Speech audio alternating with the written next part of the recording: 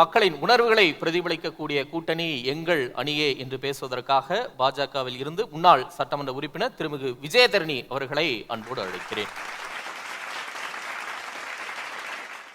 திமுக கூட்டணி, திமுக திராவிட முன்னேற்ற கழகம். இன்னைக்கு அது திராவிட முன்னேற்ற கழகமா? இல்லையே. ஐயோ,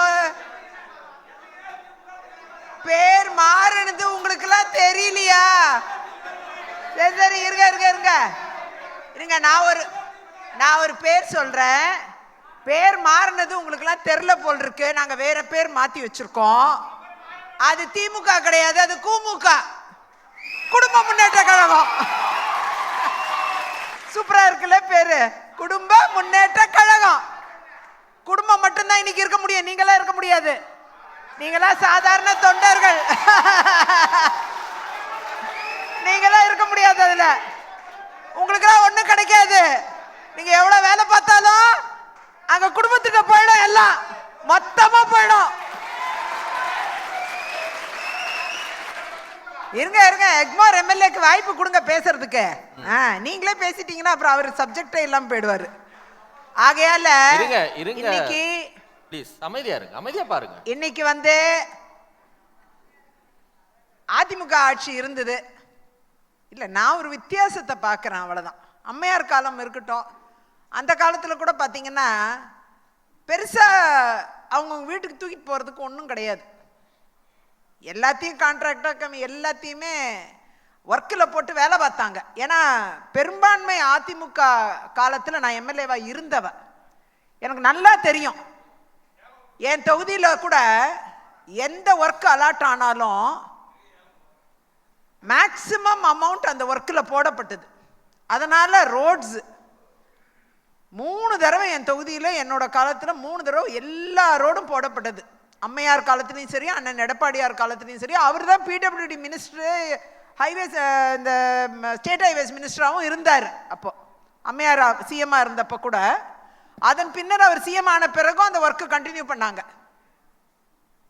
எல்லா திட்டங்களும் பார்த்தீங்கன்னா, குழித்துறை நகராட்சின்னு ஒரு நகராட்சிங்க என் தொகுதியில். அதில் உயர்மட்ட டேங்க் கேட்டேன் நான்.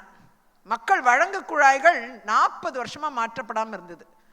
அதை அந்த ஆட்சி தான் நிறைவேற்றி கொடுத்து 23 கோடி நிதிகள் கொடுத்து அதை நிறைவேற்றி கொடுத்தாங்க. முழுசா ஒர்க்கில் அந்த ஃபண்டு போய் இறங்குச்சு.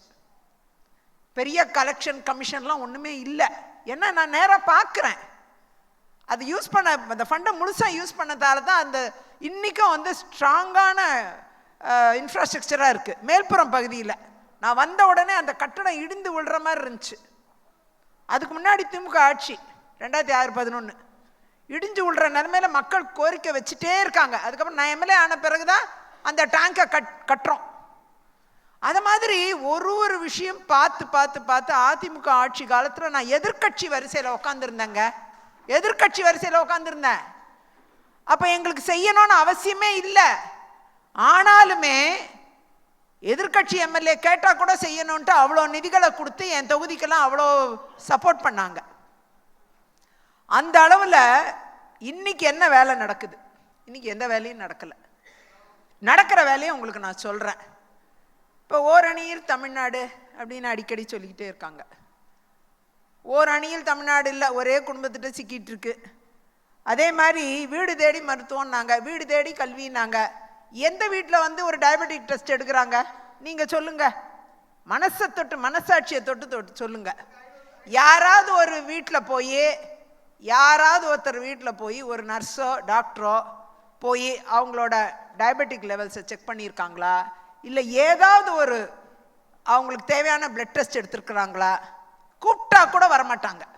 இதுதான் 2021 அப்புறம் கூப்பிட்டா கூட யாருமே வரமாட்டாங்க. ஆனால் வீடு தேடி மருத்துவம் பேர், எல்லாம் பேர் அடைமொழியாக பேர்லாம் வச்சுக்க வேண்டியது, பேர் தான் வச்சுக்கிறாங்க.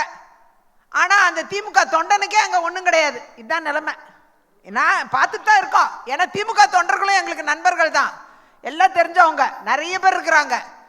அவங்களும் வந்து வேலை பார்க்குறாங்களே தவிர அவங்களுக்குன்னு ஒரு ரெக்கக்னிஷன் இன்னே வரைக்கும் அந்த குடும்பம் கொடுத்தது இல்ல.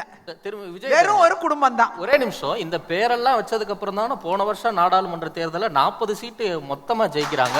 எப்படி ஜெயிக்கிறாங்க? அதுக்கு முந்தைய தேர்தல்ல இந்த பேர் அதுக்கு மேல வச்சாங்க. அதுக்கு முந்தைய தேர்தல்ல 40 சீட்டும் அதிமுக ஜெயிச்சிச்சு. அது ஏன் சொல்ல மாட்டேங்கிறீங்க? எப்ப? அதுக்கு முந்தைய தேர்தல்ல 2019. அத சொல்லுங்களேன். அத சொல்ல மாட்டேங்கிறீங்க, இத மட்டுமே சொல்றீங்க.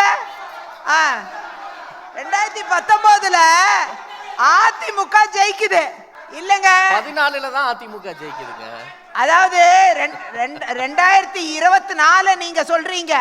நான் அதுக்கு 5 வருஷம் முன்னாடி தமிழ்நாட்டுல அத்தனை எம்பியும் ஜெயிச்சது அதிமுக. திமுக இல்ல இருங்க விஜயதரணி, 2014ல தான் அதிமுக ஜெயிக்குது. 2019ல தேனியை தவிர்த்து இவங்க எல்லாம் ஜெயிக்கிறாங்க. 2024ல 40 ஜெயிக்கிறாங்க. அதிமுக வாஷ் அவுட் பண்ணுச்சா இல்லையா?